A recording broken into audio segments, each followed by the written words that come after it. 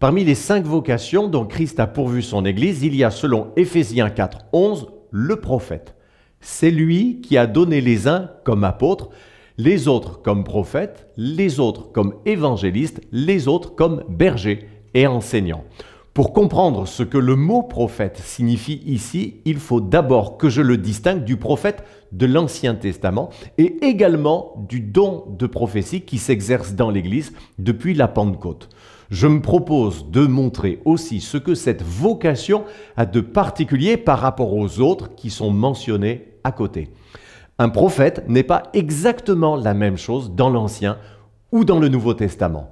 Oui, que ce soit dans l'Ancien ou dans le Nouveau Testament, un prophète est une personne dont Dieu se sert pour communiquer son message aux autres. Le prophète, dans l'Ancien comme dans le Nouveau Testament, est inspiré de Dieu.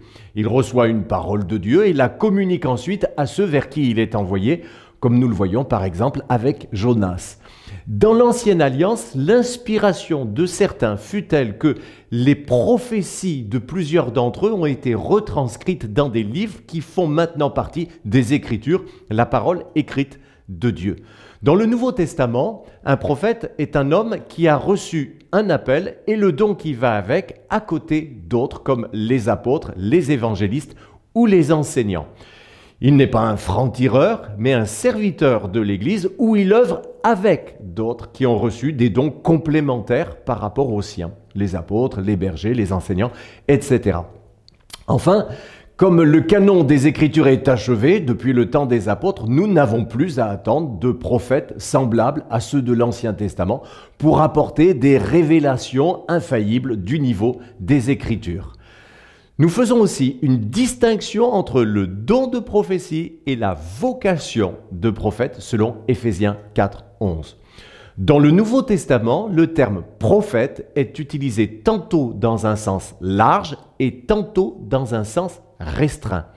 Au sens large, il désigne tous ceux qui communiquent à un moment ou à un autre une parole inspirée, comme l'enseigne 1 Corinthiens 14, 31. Vous pouvez tous prophétiser l'un après l'autre, afin que tous soient instruits et que tous soient encouragés. Bien sûr, pas tous dans la même réunion, puisque le verset 29 nous dit, quant aux prophètes, que 2 ou 3 parlent et que les autres évaluent leur message. Ici, le mot prophète est utilisé dans un sens large, puisqu'il est dit justement que tous peuvent prophétiser. Le même terme de prophète est parfois utilisé dans un sens plus spécifique et plus restreint, en s'appliquant, comme en Éphésiens 4.11, à une vocation particulière à laquelle, cette fois, justement, tous ne sont pas appelés. C'est qu'il y a une différence de niveau entre le don de prophétie et la vocation, ou l'appel don de prophète, comme je vais vous le montrer dans un récit où l'on voit clairement la différence entre les deux.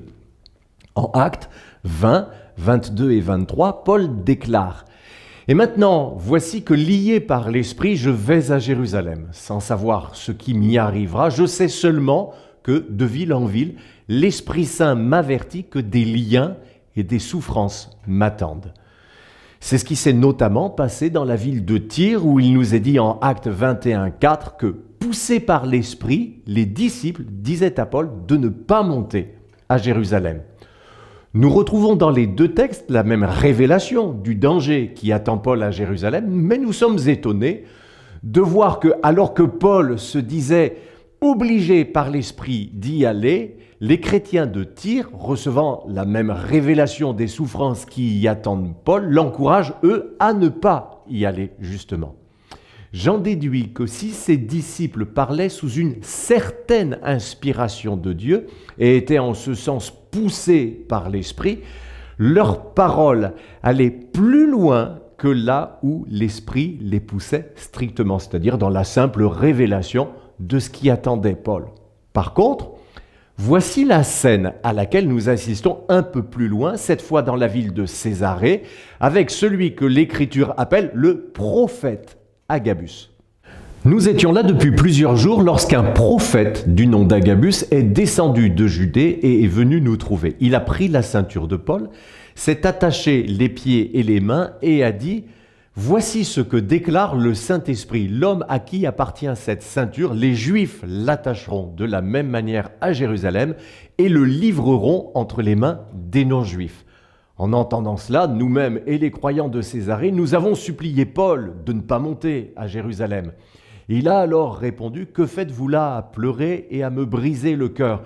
Je suis prêt non seulement à être emprisonné, mais encore à mourir à Jérusalem pour le nom du Seigneur Jésus. » Comme il ne se laissait pas persuader, nous n'avons pas insisté et nous avons dit que la volonté du Seigneur soit faite. Ici, Agabus est distingué des autres disciples par le titre de prophète.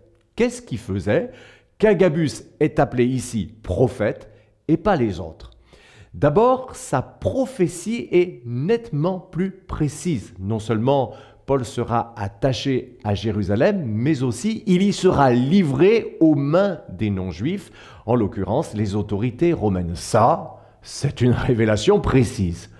Mais là où je vois également une différence de niveau entre les simples disciples qui exercent le don de prophétie à Tyr et le prophète Agabus à Césarée, et que ce dernier est également plus exact dans son intervention. S'il révèle à Paul ce qui va lui arriver à Jérusalem avec plus de détails, il se garde bien de décourager Paul de s'y rendre. Il l'avertit juste de ce qui lui arrivera là-bas.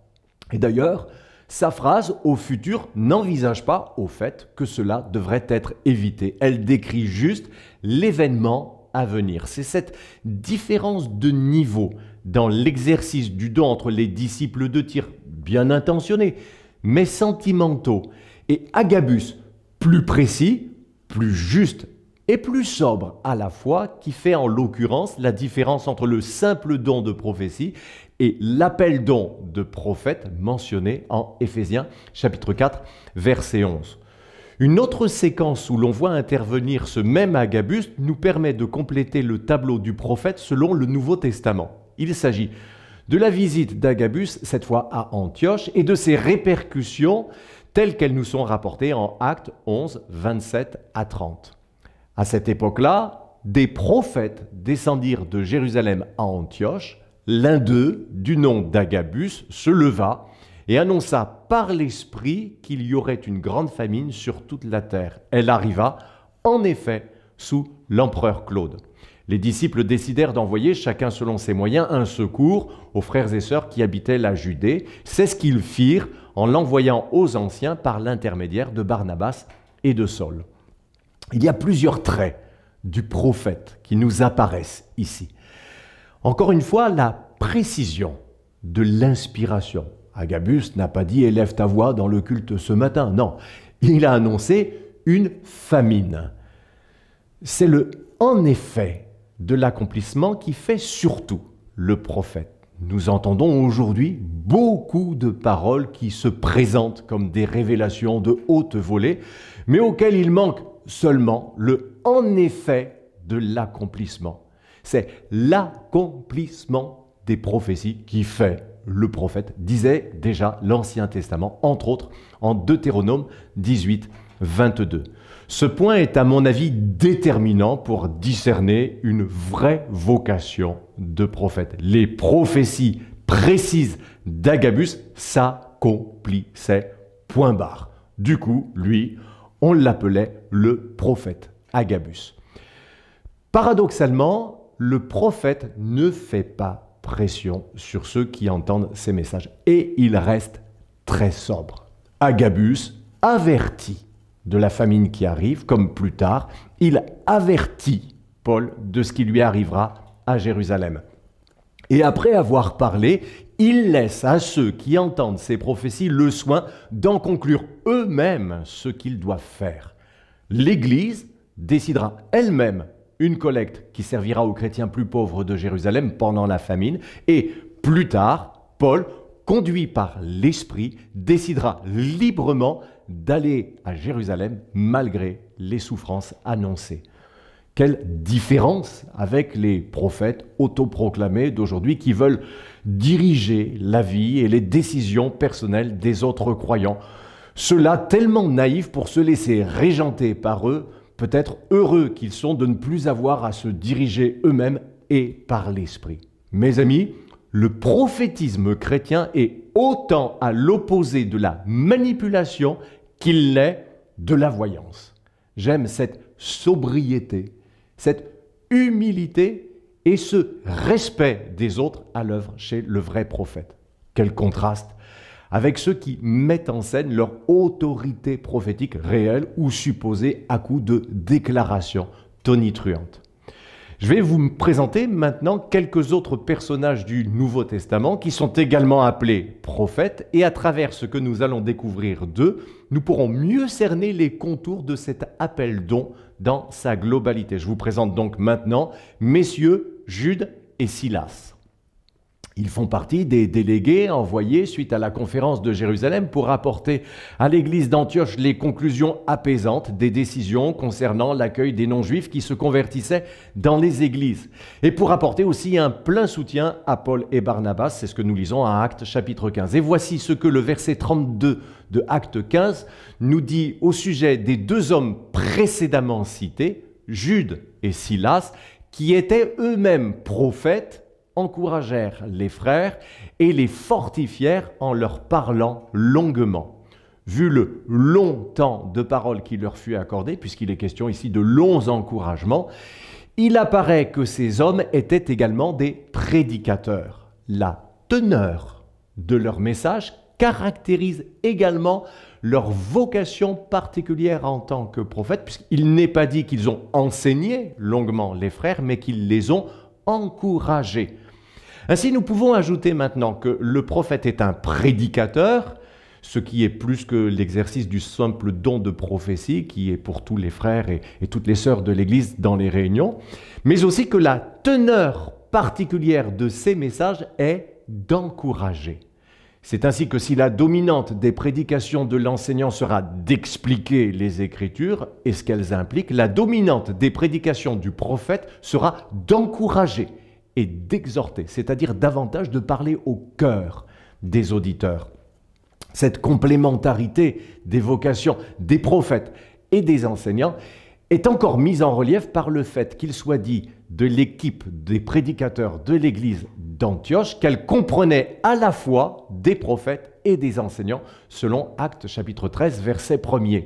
Il y avait dans l'église d'Antioche des prophètes et des enseignants. Barnabas, Siméon, appelé le Noir, Lucius de Cyrène, Manaën, qui avait été élevé avec Hérode le tétrarque, et Saul. Outre la complémentarité, il y a une deuxième raison ici à la mention de ces deux types d'appels-dons au sein de l'église d'Antioche, c'est qu'elle prépare le récit de la révélation de type prophétique qui, au cours d'une réunion, a enclenché l'envoi en mission de Barnabas et Saul, c'est-à-dire Paul, selon les versets 2 et 4. Pendant qu'ils rendaient un culte au Seigneur et qu'ils jeûnaient, le Saint-Esprit dit « Mettez-moi à part Barnabas et Saul pour la tâche à laquelle je les ai appelés. » Envoyés par le Saint-Esprit, Barnabas et Saul descendirent à Séleucie, d'où ils embarquèrent pour l'île de Chypre. La parole venant du Saint-Esprit fut à coup sûr exprimée dans une prophétie, mais une prophétie dont, là encore, le niveau de précision, d'inspiration et d'autorité place son auteur non pas dans la catégorie de ceux qui exercent seulement le don de prophétie, mais dans celle de ceux qui ont reçu un appel-don de prophète. En effet, celui qui fut l'instrument de la parole du Saint-Esprit avait une crédibilité spirituelle telle que sa parole fut identifiée spontanément à celle de Dieu et qu'elle a fait autorité. Mes amis, on n'entend pas des prophéties de ce niveau historique tous les dimanches, il est vrai. Quelle grâce et quel privilège pour une église de bénéficier, comme à Antioche, de la richesse complémentaire des appels-dons d'enseignants et de prophètes. Ils se complètent à merveille, puisque les uns apportent ce qui manque quelque peu aux autres, et vice-versa. Ils s'équilibrent également, puisque d'une part, le service des enseignants garde l'Église des dérives d'un prophétisme sans cadre et qui s'écarterait de l'Écriture, et que d'autre part, le don puissant des prophètes empêche que la vérité bien comprise grâce aux instructions des enseignants ne fasse que s'entasser dans une sorte de connaissance pour la connaissance. Je termine par quelques conseils. D'abord pour les églises dont la dimension et les moyens ne permettent pas d'avoir en permanence en leur sein ces deux appels dons, qu'on organise des visites réciproques des prédicateurs pour que les uns complètent ainsi les autres. Il faut avouer que parfois nous avons tendance à n'inviter que les gens qui nous ressemblent, mais du coup on se prive de la richesse de ces ressources données aussi par Christ à l'Église. Ensuite, respectez le niveau de votre appel et de votre don. Si vos prophéties les plus précises ne sont pas clairement confirmées par des faits remarquables, soyez reconnaissants à Dieu de pouvoir exercer le don de prophétie comme tous les croyants remplis de l'Esprit, mais ne prétendez pas à la reconnaissance d'un appel don de prophète qui est d'un autre niveau. Par ailleurs, ne vous offusquez jamais de ce que les autres examinent vos prophéties et que, comme le faisait Paul, ils gardent leur liberté après les avoir entendues. Rappelez-vous d'Agabus, respectez profondément les gens, c'est la marque des grands. De même aussi, ne vous fixez pas comme objectif de recevoir le titre de prophète. Les gens vraiment spirituels reconnaîtront que vous avez reçu cet appel don si l'évidence de l'accomplissement de vos paroles vient justifier vos prophéties.